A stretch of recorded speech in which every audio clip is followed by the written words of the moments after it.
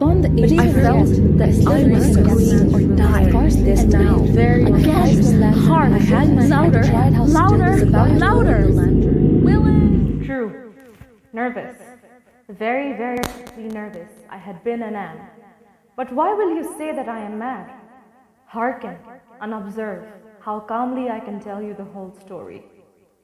It is impossible to say how first the idea entered my brain, but once conceived, it haunted me day and night. Object, there was none.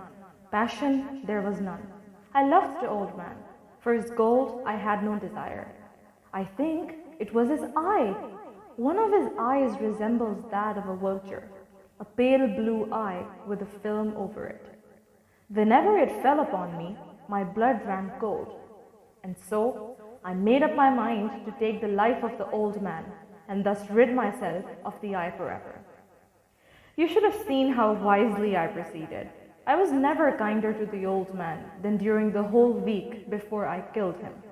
And every night, about midnight, I turned the latch of his door and opened it. Oh, so gently. I put in a dark lantern so that no light shone out, and then I thrust in my head. I moved it slowly, very slowly, so that I might not disturb the old man's sleep. And then, when my head was well in the room, I undid the lantern cautiously so that a single thin ray fell upon the vulture eye. This I did for 7 long nights. Upon the 8th night, I was more than usually cautious in opening the door. A watch's minute hand moved no more slowly than did mine.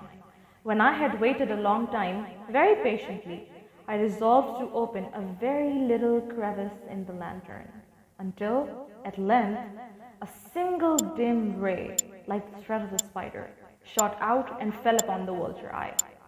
It was open, wide open, and I grew furious as I gazed upon it, a dull blue with a hideous veil over it that chilled the very marrow in my bones. Now, there came to my ears a low, dull, quick sound, such as a watch makes when enveloped in cotton. It was the beating of the old man's heart. It increased my fury as the beating of a drum stimulates the soldier into courage. A new anxiety seized me. The sound would be heard by a neighbor. The old man's hour had come. With a loud yell, I threw open the lantern and leaped into the room. He shrieked once only. In an instant, I dragged him to the floor and pulled the heavy bed over him. But for many minutes, the heart beat on with a muffled sound. At length, it ceased.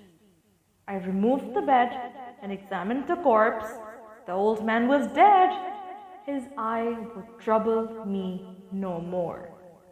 If you still think me mad, you will think so no longer when I describe the wise precautions I took for the concealment of the body.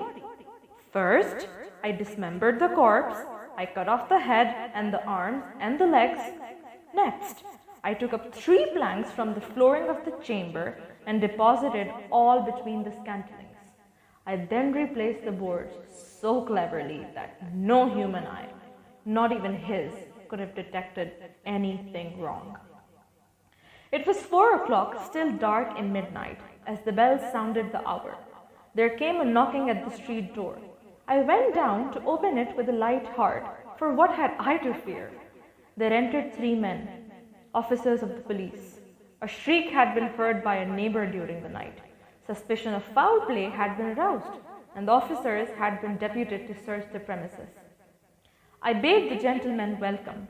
The shriek, I said, was my own in a dream. The old man I mentioned was absent in the country. I took my visitors all over the house and bade them search well.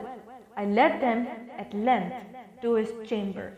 I showed them his treasures, secure, undisturbed.